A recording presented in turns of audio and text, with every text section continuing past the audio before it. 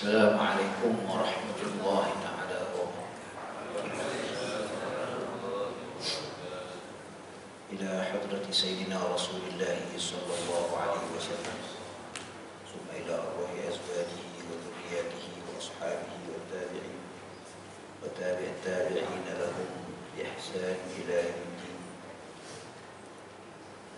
Summa ila arwahi anbiya'il mursalin wa awliya'illahi shalihin wa عاملين ثم إلى أرواح مشايخنا ومعلمنا ولآبائنا ولأمهاتنا ولذوي الحقوق الواجبات علينا ولجميع المسلمين والمسلمات والمؤمنين والمؤمنات الأحياء منهم والأموات وخصوصا إلى إخواننا في فلسطين وأصولهم وفروعهم ومن ينتسب إليهم أجمعين. الفاتحة.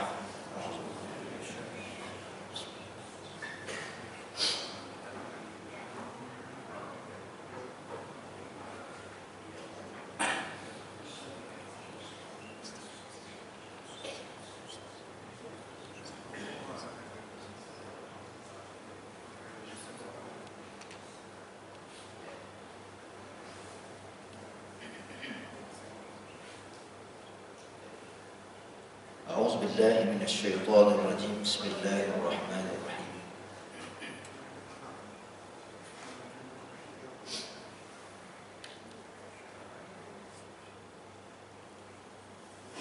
الحمد لله القائل ربنا واجعلنا مسلمين لك ومن ذريتنا أمة مسلمة لك وأرنا مناسكنا وتب علينا إنك أنت التواب الرحيم. أشهد أن لا إله إلا الله وحده لا شريك له وأشهد أن محمدا عبده ورسوله. اللهم صل وسلم وبارك على سيدنا محمد وعلى آله وصحبه وبارك وسلم تسليما كثيرا. اللهم نور قلوبنا بنور هدايتك كما نورت الأرض بنور شمسك أبدا أبدا برحمتك يا أرحم الراحمين. رب اشرح لي صدري ويسر لي أمري واحلل عقدة من لساني يفقهوا قولي. رب زدنا علما وارزقنا فهما وألحقنا بالصالحين. وصلى الله على سيدنا محمد وعلى آله وصحبه وبارك. Tuan-tuan dan puan-puan Allah Subhanahu wa taala, alhamdulillah, syukur kita kepada Allah Subhanahu wa taala dapat kita bertemu pada pagi ini untuk menyambung kembali bacaan kitab kita, iaitu kitab Tajul Arus Al-Hawi li Tahdhib An-Nufus. Kitab yang bicarakan tentang pendidikan jiwa ataupun pendidikan hati. Mudah-mudahan Allah Subhanahu wa taala menjadikan asbab dengan kita mempelajari kitab ini dengan tujuan untuk berusaha memperbaiki hati kita. Mudah-mudahan Allah Subhanahu wa taala menjadikan hati kita hati yang sejahtera, yang salim. Illa man atallaha biqalbin salim, iaitu kita datang, kita bertemu dengan Allah Subhanahu wa taala dalam keadaan hati kita yang sejahtera. Tuan-tuan dan puan-puan Allah Subhanahu wa taala, pada pertemuan yang lepas, alhamdulillah kita sampai kepada yang ke-8. Kita telah menyebutkan pengarang ini, iaitu Syekh Ibn Athaillah As-Sakandari rahimahullah taala. Beliau menyebutkan tentang pokok pangkal ataupun asas kepada untuk mencapai kepada maqam taubah. Maknanya kita dalam berusaha untuk mendidik jiwa kita, antara ataupun perkara yang paling utama mendidik jiwa kita yang diletakkan di awal, yang paling asas. Yang paling asas, yang paling awal, yang paling utama adalah kita berusaha untuk menjadikan jiwa kita jiwa bertaubat kepada Allah. Ini perjuangan yang tidak pernah henti sehingga kita mati. Dan mesti kita ada satu kesedaran himmah yang tinggi untuk terus-menerus bertaubat kepada Allah siang dan malam, berterusan sampai kita mati. Saya tertarik dengan bacaan ataupun dibacakan ayat yang surah apa tu, rakaat yang pertama tadi oleh imam. Imam baca, saya petik tadi ada baca, imam baca فإذا قضيتم مناسككم فاذكروا الله كذكركم آباءكم أو أشد ذكرا فمن الناس من يقول ربنا آتنا في الدنيا وما له في الآخرة من خلاق. Ayat ini tuan-tuan, bila kita baca, kita dapati Allah Subhanahu wa ta'ala menyebutkan dua perkara yang penting. Begitu juga sengaja saya bacakan di awal tadi juga dalam surah Baqarah yang sama tapi ayat yang berbeza. Disebut Rabbana waj'alna muslimaini laka wa min dzurriyyatina ummatan muslimatan lak wa arina manasikana wa tub alaina. Dua-dua ini kalau kita lihat tentang manasik, kemudian menyebutkan tentang wa tub alaina, ataupun yang tadi kita sebut tentang Allah Subhanahu wa ta'ala sebut pada ayat yang berikutnya tentang taubat.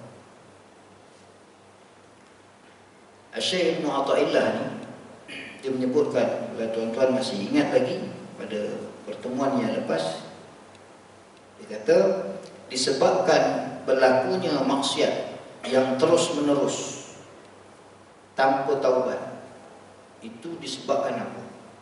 Maknanya dalam kehidupan kita ini, kita terus menerus melakukan amal kita, buat kerja kita, tindakan kita, kita bekerja, kita buatlah apa saja rutin hidup kita, sehingga kita melakukan maksiat sama ada kecil maupun besar.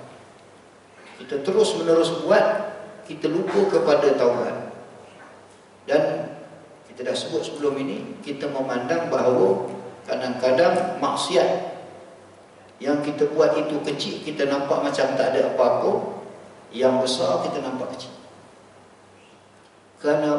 Kenapa hati kita memandang maksiat itu tak ada apa-apa, kecil saja, tak ada hal, tak ada masalah? Kenapa? Kerja kita tetap kerja, pendapatan kita tetap dapat, anak kita tetap membesar, hidup kita seperti biasa, tidak ada halangan apa.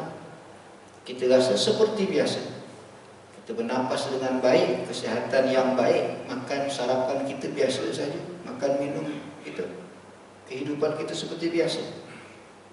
Maka dia kata punca daripada kelalaian kita ini, sehingga hati kita tidak disedari, ataupun hati kita tanpa kita sedar. Maka sebab itu datangnya pendidikan jiwa ini, Tahdzib an-Nufus ini, tujuan dia adalah untuk meningkatkan kesedaran, untuk adakan kesedaran supaya hati kita ini sentiasa ada jiwa yang bertaubat kepada Allah. Kenapa tak ada? Kenapa kita bangun tidur kita ingat benda lain dulu? Sepatutnya kita bangun tidur, ucapan yang paling utama, selain mana kita baca doa bangun tidur. Tadi imam dia nak ingatkan kepada kita, dalam doa dia pun baca doa bangun tidur. Jangan tuan-tuan kata apalah imam ni, orang dah bangun tidur lama dah, kenapa baca lagi? Sebab ramai yang lupa baca. Dalam banyak-banyak masjid yang saya pergi, ada 2-3 tempat sahaja yang baca kalau subuh, baca doa bangun tidur. Antaranya surau ini, banyak-banyak masjid ni, ratus-ratus ribu masjid ni yang saya pergilah, tak adalah ribu, tapi sepanjang-panjang saya pergilah. Kenapa tuan-tuan? Doa itu penting. Paling tidaklah kita lupa nak baca doa tu, panjang sangat dah baca doa tu. Paling tidak bangun-bangun tuan-tuan, lafaz yang pertama adalah astaghfirullah. Paling tidak, kalau orang yang ada jiwa taubat, itulah lafaz dia, sama ada di hati dia ataupun di mulut dia. Astaghfirullah. Kalaulah kita nak jadikan kita ini sentiasa mendapat keampunan daripada Allah, Itulah yang kita ucapkan. Sebelum kita tidur pun sepatah pun tak apa. Astaghfirullah, tapi penuh dengan penghayatan, ya Allah, aku minta ampun kepada Engkau seluruh dosa aku, yang kecil maupun yang besar. Tuan-tuan dan puan-puan rahmati Allah Subhanahu wa taala. Sebab itu tuan-tuan, kenapa ia tidak berlaku? Sedangkan menyebut astaghfirullah itu semudah itu, mudah sangat sebut. Dan kita tahu juga bahawa kita ini tidak terlepas daripada dosa. Kita tak lepas daripada dosa. Bila kita tidak lepas kepada dosa tuan-tuan, tak ada cara lain, memang kita kena istighfar. Sembahyang dengan sembahyang, puasa dengan puasa lah. Tapi istighfar ni lebih utama lagi. Sebab itu para ulama menyebutkan keutamaan istighfar itu mendahului bermulanya sembahyang. Sebelum kita sembahyang kena istighfar dulu. Kerana sembahyang itu merupakan ibadat dan munajat kita kepada Allah Subhanahu wa taala. Ibadat kita itu akan dihisab ataupun diaudit oleh Allah taala, sama ada Allah terima maupun Allah tak terima. Kalau kita sembahyang tanpa kita bertaubat kepada Allah, kita yakin ke dengan sembahyang kita Allah terima? Maka sebab itu apabila kita menjadi kesedaran kepada hati kita, taubat itu diutamakan daripada seluruh amal ibadat yang lain. Kerana kita ini memang banyak dosa. Maka sebab itu sebelum sembahyang itu istighfar dulu. Sebelum kita mengambil wuduk, istighfar dulu. Sebelum kita bergerak ke mana, istighfar dahulu. Jadikan dia menjadi suatu keperluan dan keutamaan dalam hidup kita selain daripada yang lain. Tuan-tuan dan puan-puan Allah Subhanahu wa taala. Kenapa jadi gitu? Ini persoalan sangat penting. Kerana sebelum kita mendapatkan kesedaran untuk bertaubat kepada Allah, bangun tidur kita istighfar, nak sembahyang kita istighfar, nak jalan kita istighfar, kita minta ampun pada Allah, nak tidur kita minta ampun pada Allah. Kenapa tak ada? Kata pengarang ini, dia kata kerana hati kita kering. Kerana hati kita ini kering. Hati ini perlu basah. Kita dah sebut sebelum ini. Hati kita ini perlu basah. Kenapa disebut perkataan basah? Kerana bumi itu tidak akan tumbuh pokok yang berbuah dengan baik melainkan dengan disiram. Apabila kita siram pokok tersebut, berbuahlah dia dan menjadi pokok yang baik. Maka dia kata hati kita ini tidak akan dibasah, tidak akan basah, tidak akan tumbuh, tak akan hidup, tak akan sedar, melainkan dengan disebut ini adalah dengan lidah itu membaca zikrullah dan selawat Nabi. Zikir dan selawat Nabi. Ini kadang-kadang tuan-tuan, kita pandang zikir dan selawat ini benda kecil ujung. Kalau kita faham sungguh tuan-tuan, zikir dan selawat ini memang sangat memberi kesan pada hati kita untuk kita beribadat kepada Allah dengan sebenar-benar ibadat. Jangan kita tertipu dengan ibadat kita. Kita buat ibadat, kita nampak macam kita sudah beribadat, tetapi kita lupa di sebalik ibadat itu yang lebih utama ialah penerimaan ibadat. Penerimaan ibadat itu sangat penting. Karena kalau kita tak diterima ibadat kita, sia-sia amal ibadat kita. Macam kita sembahyang Jumaat, imam khatib selalu cakap, jangan main handphone, jangan berwhatsapp dan sebagainya. Sebab memang ada hadis, faqad laghaw, akan menyebabkan Jumaat itu menjadi sia-sia. Kita dengar sia-sia, alah sia-sia je, tak ada apa-apa, yang penting sah. Yang penting sembahyang kita sah. Ini orang tidak ada kesedaran tuan-tuan. Tidak ada kesedaran. Seperti tin yang kosong tuan-tuan. Dia sembahyang tak ada apa nilai. Untuk kebaikan dunia tak ada nilai, kebaikan akhirat pun tak ada nilai. Kenapa? Tidak diterima oleh Allah. Jadi Jadi kita jangan tertipu dengan amal ibadat kita. Sebab itu disulami dengan istighfar, itu menyebabkan ibadat kita walaupun kurang Allah terima. Kenapa? Sebab kita bertaubat kepada Allah.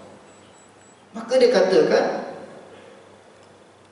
kering hati itu nescaya gugur. Kering ia, maka hendaklah banyak engkau berzikir Allah Ta'ala. Dan jangan engkau seperti orang yang sakit yang berkata, ia tiada ku berubat hingga aku dapat sembuh daripada sakit. Ini bohonglah. Kita sakit, kita kena cari ubat. Hati kita kering, kena berzikir. Dalam sembahyang kita, cuba kita cek sembahyang kita. Mula kita takbir sampai bagi salam, hati kita ingat pada Allah atau tidak? Jangan-jangan kita tak ingat. Sebut adalah Allahu Akbar, ada Subhanallah, tapi hanya di mulut kita sampai kita mati, tuan-tuan. Rugi sangat. Kerana dalam sembahyang kita penuh dengan munajat sepatutnya. Kita takbir itu munajat kepada Allah. Apa sahajalah. Kita dah masuk bulan Rajab, kena mula istighfar, tuan-tuan. Kita dah mula kena istighfar dah bulan Rajab ni, menunggu masuk Ramadan. Dan kita hati kita meruntun kepada Allah supaya balighna Ramadan ya Rabb. Sampaikan kepada kita Ramadan. Kenapa kita nak sampai pada Ramadan? Kerana itulah kemuncak kepada maghfirah, keampunan Allah. Seluruh permintaan kita untuk minta ampun kepada Allah, bulan Ramadan itu seluas-luasnya Allah bukakan keampunan. Sehingga Allah kata, siapa yang mohon kepada aku minta ampun, aku akan kuampunkan segala dosa besar mana pun dosa yang kamu buat, aku ampunkan. Jadi kita bermula daripada bulan Rajab. Kalau kita sudah ada persediaan untuk kita beristighfar kepada Allah, mula pada bulan Rajab ini dengan sebanyak-banyaknya sampai bulan Ramadan. Manalah tahu masuk saja bulan Ramadan, Allah cabut nyawa kita dalam keadaan diampunkan oleh Allah Subhanahu wa taala. Sungguh bahagia. Maka dia kata, orang yang sakit tunggu untuk sembuh tanpa dia mengambil ubat untuk menyembuhkan. Ini satu kebohongan. Mesti kita usaha. Kata baginya, tiada boleh dapat sembuh engkau daripada sakit hingga engkau pakai dahulu ubat. Kata kena ambil ubat, kena ambil sebab, tuan-tuan. Ada juga orang cakap, alah, yang sakit, yang menyakitkan kita itu Allah yang bagi sakit mudarat itu, yang sembuh dia. Kita doa je lah. Ini bohong juga. Bukan bohong apa, tuan-tuan. Allah suruh kita berusaha untuk berubat. Sebab memang kita belajar sebab musabbibal asbab. Ini juga kalau satu masa kita boleh bincang tentang musabbibal asbab. Kadang-kadang kita ambil sebab, lupa musabbibal asbab. Itu pun bahaya juga. Ambil ubat, sebab ubat ni lah aku sihat, tak boleh juga. Ada orang tak ambil ubat langsung, nanti Allah sihatkan, tak boleh juga. Jadi dalam akidah mesti kita imbangkan sebab dan musabbib. Maka dikatakan bermula jihad. Bila sebut tentang perjuangan kita untuk menjiwai, perjuangan kita untuk menjadikan jiwa kita jiwa bertaubat, mesti dengan jihad. Untuk berzikir juga kena jihad. Kata Syekh Ibn Athaillah Sekandari dalam kitab Hikam, dia kata, La tatrukut dzikra li'adami hudurika ma'allahi. Ini petikan yang diambil hikmah. Ibn Athaillah disebut tentang ingat kepada Allah ini terus menerus. Jangan kita bila ingat sikit, kita sikit, dia kata kita sikit, kemudian kita tak nak buat dah. Contoh, tuan-tuan, kita ambil satu contoh yang paling dekat dengan kita. Semayang subuh tadi, lepas semayang kita baca Subhanallah, Subhanallah, Subhanallah. Kalau kita betul-betul ambil kesempatan yang ada, walaupun 3-3 tadi, tuan-tuan, bila kita sebut Subhanallah, apa yang kita rasa? Apa yang masuk dalam hati kita? Apa yang kita rasa dengan Allah itu, hubungan dengan Allah itu macam mana? Subhanallah, Subhanallah, kita sebut satu, sebutir kita sebut Subhanallah, Subhanallah, masuk nanti Alhamdulillah, Alhamdulillah. Kalau kita buat sungguh-sungguh, tuan-tuan, kita akan menyebabkan kembali kepada istighfar.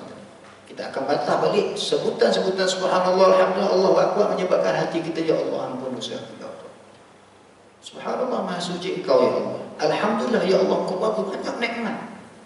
Semalam saja punya nikmat pun tak cukup aku untuk hitungkan. Hari ini Engkau bagi aku nikmat lagi. Esok Engkau bagi aku nikmat lagi. Ya Allah, aku ni orang yang mungkari, engkar kepada nikmat-Mu. Kita sebut alhamdulillah, alhamdulillah, alhamdulillah, alhamdulillah. Bahasa mudah kita kata, ya Allah, terima kasihlah ya Allah, terima kasih ya Allah, terima kasih. Segala puji bagi Engkau gitu. Kemudian kita sebut Allahu Akbar, Allahu Akbar, Allahu Akbar, Allahu Akbar. Kalau kita sebut Allahu Akbar itu saja tu rugilah, sangat rugi. Dahlah kita ada kesempatan itu saja waktu yang kita boleh berzikir sungguh-sungguh dan kita baca tadi ya Allah, Masya Allah, dengan ramai-ramai tuan-tuan. Ada hadis Nabi SAW, kata Nabi SAW, siapa yang mengingati Allah dalam keadaan berjamaah, maka Allah akan ingat dia dalam seluruh makhluk akan ingat kepada dia. Ingat itu minta ampun dan sebagainya. Kalau kita boleh nampak dengan mata ni, agaknya kita nampak malaikat tu sayapnya dihamparkan untuk kita, minta ampun kepada kita. Tapi dengan syarat kita zikir itu dengan bersungguh. Allahu Akbar, Allahu Akbar, Allah Maha Besar. Kita kata mudah, kata ya Allah, Engkau sahaja yang Maha Besar. Sebab itu aku sembahyang ya Allah, Engkau sahaja ya Tuhan aku ya Allah. Macam-macam kita boleh munajat tuan-tuan bila kita zikir ni. Tapi bila kita zikir tanpa munajat, rugi. Saya ingat masa kecil, masa umur saya belasan tahun, guru saya beritahu, kata dua tu silap saya. Dia kata, awak zikir, cuba zikir, dia kata. Ya, subhanallah, alhamdulillah, Allah Akbar. Awak fikir apa tadi awak sebut tadi? Fikir apa? Fikir itulah. Tak, dia kata, fikirlah pada Allah, dia kata. Umur saya umur 14 tahun tuan-tuan, dia ajar. Supaya dia kata, kamu tumpukan kepada setiap yang apa yang kamu sebut itu, mesti ditumpukan. Kalau kita sebut subhanallah itu, kena sebut munajat kita pada Allah. Apa dia munajat kita? Terpulang pada kita. Kalau tuan-tuan perasan lagi, habis kita zikir dengan 33, kita habiskan Allahu Akbar, Allahu Akbar kabira. Dalam lain tak sebut kabira, tapi di ujung itu yang ke-100, Allahu Akbar kabira, walhamdulillahi kathira, wa subhanallah, ulang kali, alhamdulillahi kathira, wa subhanallahi bukratan wa asila. Siang dan malam tasbih kita, tuan-tuan. Sepatutnya kita ingat kepada Allah siang dan malam. Zikir inilah menyebabkan hati kita menjadi hidup. Bila hati kita hidup, tuan-tuan, insya-Allah kita menjadi jiwa yang bertauhid. Kata Syekh Ibn Athaillah, tanpa kita ingat kepada Allah dengan cara yang betul, bersungguh untuk istighfar, satu perkataan astagfirullah pun takkan mungkin keluar, melainkan hati yang sudah hidup. Hati yang nak hidup ni perlu ada usaha, tak boleh dihidup sendiri. Kalau kata para ulama bahawa manusia itu ada jasad, jasad itu tidak akan berguna melainkan ada nyawa ataupun ada roh. Kalau jasad manusia tak ada roh, maka dia tidak memberi manfaat apa-apa pun. Begitulah hati kita. Hati kita tidak ingat kepada Allah, begitulah hati kita tidak ada manfaat apa-apa. Hati kita ada, tapi tidak ada zikrullah pada hati kita, tak memberi manfaat kepada apa. Kemudian ada juga ulama mengatakan seperti ikan yang tiada air. Kita ada ikan, kita bela ikan, kita buang air, mati ikan. Begitulah zikrullah itu perlu pada hati kita, kerana tanpa zikrullah itu kita tidak akan dapat hidup. Allah kata, awaman kana mayitan fa ahyaynahu wa ja'alna lahu nura. Dengan zikir tadi, ingat kepada Allah tadi, sebab itu disebutkan ayat yang bacakan oleh imam tadi. Fa idza qadaytum manasikakum fadhkurullah. Apabila kamu selesai mengerjakan manasik, ni orang pergi haji tahu. Tuan-tuan, ayat ini memang saya dengar tadi pun, Masya Allah, Allah nak pesan kepada kita sangat halus. Allah kata apa? fa idza qadaytum manasikakum, kita buat haji ini rukun Islam yang kelima yang paling tinggi lah. Maknanya orang buat haji pasti dia sembahyang, pasti dia puasa, pasti insya-Allah dia zakat. Sebab itu sanggup keluarkan duit untuk pergi haji. Tapi Allah tambah tuan-tuan kat situ. Apabila manasik kamu, fa idza qadaytum, selesai kamu manasik haji, selesai rukun Islam yang lima. Allah kata fadhkurullah, maka hendaklah kamu ingat kepada Allah. Bukan itu saja, Allah Ta'ala kata kadzikrikum aba'akum au ashadda dzikra, kamu kena zikir ashadda dzikra. Asyad itu dalam bahasa Arab tuan-tuan dahsyat, makna zikir yang melampau, bahasa kita kata zikir yang banyak, sebanyak-banyaknya, sesungguh-sungguhnya. Ayat ni bila dibaca tadi, mana kata ya Allah, ini Allah Ta'ala sebut pada kita, Allah beritahu pada kita amalan-amalan yang kita buat ini kena dengan zikir, supaya hidup, ibadat kita hidup. Jangan kita seolah-olah kita menghadiahkan kepada Allah ataupun kita sembah, kita ibadat kepada Allah, amalan yang kita buat itu tidak hidup, mati. Kita sembahyang, kita baca Quran, kita nampak baca Quran, kita baca sampai 2 juzuk, 3 juzuk, tapi hati kita mati. Macam mana? Macam mana Ustaz kita baca Quran hati kita mati? Sepatutnya baca Quran hiduplah hati kita. Sebab apa? Kita tidak menjiwai apa yang kita baca, tidak menjiwai apa yang kita ibadatkan. Ini sangat rugi tuan-tuan, sangat rugi. Sebab bila dapat ibadat, Allah, para malaikat itu mengangkat ibadat kita, bawa ke hadapan Allah untuk mempersembahkan amal ibadat kita. Allah campak balik tuan-tuan. Itu kita tak fikir, kita fikir sembahyang saja. Kita fikir kita baca Quran saja. Kita fikir kita puasa saja. Yang penting aku puasa. Tapi sebenarnya di sisi Allah Ta'ala bagaimana? Kita tak pernah tahu. Sedangkan Nabi SAW menyebutkan, Inna Allah la yanzuru ila qulubikum wa a'malikum, walakinna Allah yanzuru ila qulubikum. Allah Ta'ala tengok pada tilik pada hati kita.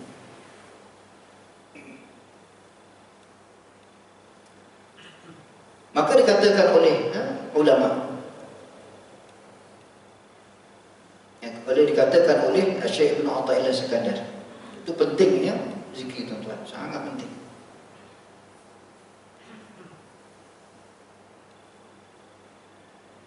Bermula jihad tiada ada sertanya manusia dan tiada sertanya melainkan kepala pedang dan tombak, maka engkau jihad nafsu engkau, inilah yang sebesar-besar jihad. Bahkan kata ada hadis Nabi, tapi katanya ada hadis dhaif dan sebagainya, tapi mesej sampai, iaitu Nabi kata baliknya kamu daripada satu peperangan, perang tidak ada lain. Peperangan bila kita perang, bawa pedang, bawa tombak, bawa macam-macam. Perang tujuannya mati je. Tak ada orang pergi perang nak hidup, orang nak pergi perang nak mati. Jadi kita berjihad kepada kita, jihad nafsu kita ini tak pernah kita rasa pun bawa tombak, bawa pedang, tak ada rasa. Hakikatnya kita kalah setiap hari. Setiap masa kita kalah, semua sudut kita kalah. Maka dia kata musuh yang paling utama adalah yang tak nampak, yang mana kita kalah dan kita tak sedar tentang kekalahan kita. Tapi kalau musuh di hadapan kita, mungkin kita boleh bunuh dia dengan kekuatan yang kita ada. Tapi musuh dalam jiwa kita, iaitu nafsu kita, maksiat yang kita buat ini, sentiasa kita kalah. Setiap kita berunding, kadang-kadang kita berunding dengan nafsu kita ni, tak apalah, sikit lagi lah, dia sikit lagi kalah lagi, esok macam tu juga, lusa macam tu juga, sedar-sedar dah 40 tahun. Macam inilah keadaan ni, kalah tuan-tuan. Sebab itu Nabi kata jihad yang paling besar adalah jihad akbar, ialah jihad pada nafsu. Betul, pada maknanya sangat betul.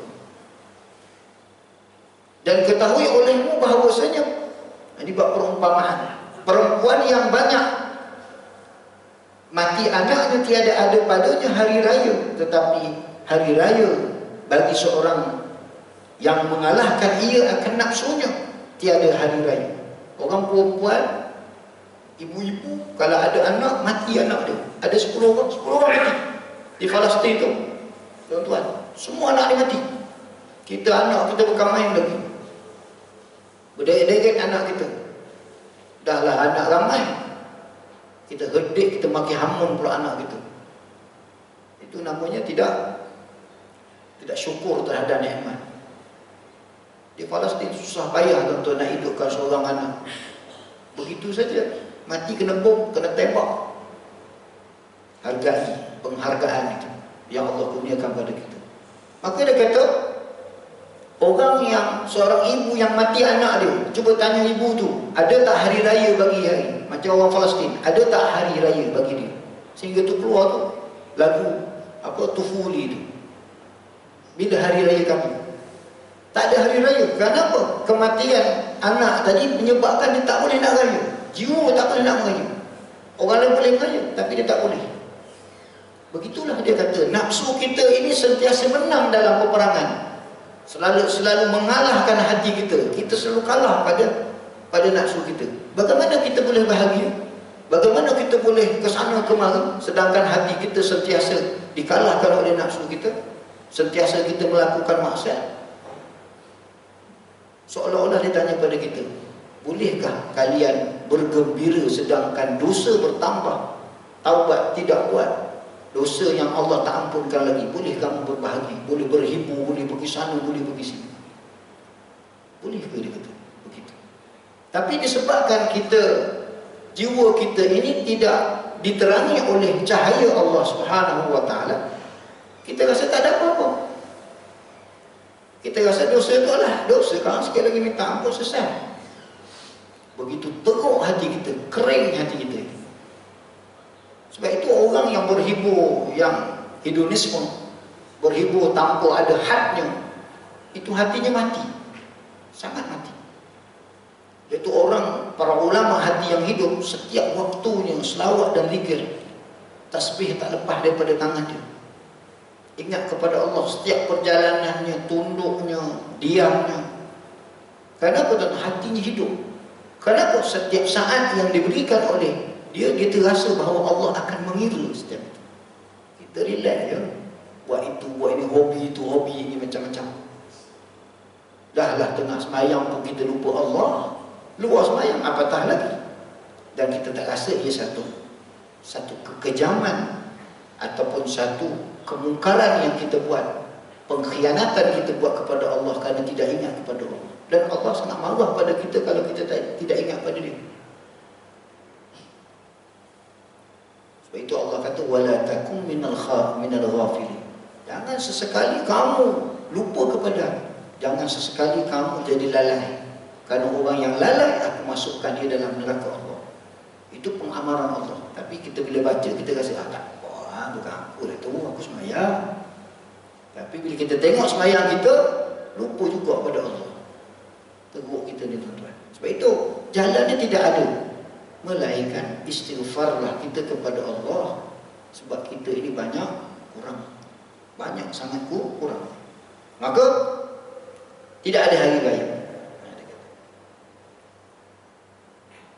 Bagi seorang yang mengalahkan ia akan nafsunya, tiada hari raya. Kalau orang betul-betul, tuan-tuan, sebab itu Rabi'atul Adawiyah itu bila dilamar oleh seorang ulama besar, dia bagi syarat, kalau kamu nak kahwin dengan aku, kalau kamu boleh pastikan aku kahwin dengan kau, hati aku ingat kepada Allah tu tak? Makna aku sentiasa ingat kepada Allah, hubungan aku dengan Allah tak putus. Kalau kau pastikan, boleh. Kalau tak boleh pastikan, jangan. Dahsyat tuan-tuan. Kalau baca tentang Rabi'atul Adawiyah, Masya Allah, itu tahap cinta kepada Allah tu memang tahap yang sangat maksimum tuan-tuan. Bahasanya tinggi sangat. Kita jauh. Sebab itu tuan-tuan, dalam sifat mahmudah, sifat mahmudah itu hubbullah, kasih kepada Allah itu sifat yang nombor, ada yang kata nombor 8, ada nombor 9. Yang nombor 10 paling tinggi. Sifat taubat itu nombor 1. Kita nak lepas sifat taubat pun tak lepas lagi. Kata para ulama, nak sampai ke nombor 10 itu mesti dia sempurna 9 sifat di atas. Sempurna sifat 9 ke atas. Kita baru nak mula. Kesedaran nak faham tentang taubat, baru kita nak baru mula. Tapi umur kita dah mula 40, 50, 60. Macam memang sangat terlambat. Bagaimana kita nak sampai ke 9? Apatah lagi yang ke 10. Yang ke-10 apa dia tuan-tuan? Itu ulama sepakat. Zikrul maut. Ini lagi pelik. Kita dengar pun kita kenapa pula sifat mahmudah yang ke-10 macam pelik bunyinya? Ingat kepada mati. Sifat mahmudah yang pertama adalah taubat. Kenapa pula yang hujung sekali zikrul mati? Ingat mati ke? Mati. Bukan. Zikrul maut itu para ulama menyebutkan ialah kerinduan, kecintaan kita untuk melihat wajah Allah. Sebab itu kita nak mati. Kerana bila kita mati, putuslah hubungan kita dengan dunia. Yang jasad kita yang keji ini akan terputus. Kita menghadap kepada Allah Ta'ala. Sebab itu bila Rasulullah SAW, bila diambil nyawanya, Rafiqul A'la, duduk sebelah hampir dengan Allah. Sebab itu para ulama tuan-tuan, bila kita tanya tentang urusan dunia, kita tanya tentang kesibukan dia dengan dunia ini, maksudnya sibuk itu bukan apa tuan-tuan. Kita tengok ulama ke sana ke sini, sampaikan ilmu macam-macam, tidur tak cukup, sibuk nak memberi kefahaman kepada masyarakat, menulis buku macam-macam, bersyarah dan sebagainya. Saya pernah tanya, itu pengalaman saya lah. Saya tanya satu orang ulama, umur dah sampai dekat 80 tahun, tapi aktif, tengok jadual Masya Allah. Di Malaysia, ke Johor, ke Terengganu, ya Allah, naik kereta tuan-tuan. Kita yang muda sikit ni, ya Allah, penat dah, jam sikit penat dah dia, patah balik. Pernah satu-satu ucapan saya nak tanya juga lah. Saya kata, Tuan Guru, macam mana boleh jadi apa, tak penat ke? Dia kata apa? Perkataan dia tu sampai sekarang saya lekat. Dia kata, hidup di dunia ni memang untuk penat. Penat untuk Allah. Sakit teruskan, jangan rehat. Kerana kematian itulah kita akan rehat. Mati itu rehat. Kerana kalau kita sibuk dekat dunia ini untuk Allah Subhanahu Wa Taala, penat anggota kita, letih, terbalinglah kita, pening kepala ke macam-macam, nahas kita sakit kerana Allah berbaloi. Kerana bila masuk dalam kubur nanti Allah rehatkan kita. Dan betul tuan-tuan, para ulama masuk dalam kubur tuan-tuan sangat suka dia. Kenapa? Sudah bertemu dengan Allah. Sebab itu orang ulama-ulama ni kalau dia mati tuan-tuan senyum tuan-tuan. Kenapa? Dia dah bertemu dengan Khalik penciptanya. Bahagia tuan-tuan. Tapi kita hidup itu macam-macam, kita dengan anak, dengan isteri, dengan kerja, dengan apa, nak dunia tak henti-henti, tak habis-habis, melancong sana melancong sini. Jiwa kita tetap kalah oleh nafsu kita. Maka sebab itu diajak oleh para ulama ataupun Syekh Ibn Athaillah, bertaubatlah kita. Supaya dengan taubat tadi itu, dia akan menyebabkan kita akan melihat amal kita sikit. Tapi ya Allah, amal aku sikit. Tapi ya Allah, itulah kemampuan aku minta. Kan selesai tuan-tuan. Simple saja. Tapi kita, bila kita tak buat istighfar ni, memang kita sombong sangat. Sebab itu Allah kata dalam ayat yang lain, kamu zalim, kamu tidak minta ampun kepada aku, sedangkan aku maha pengampun. Maka dikatakan lagi,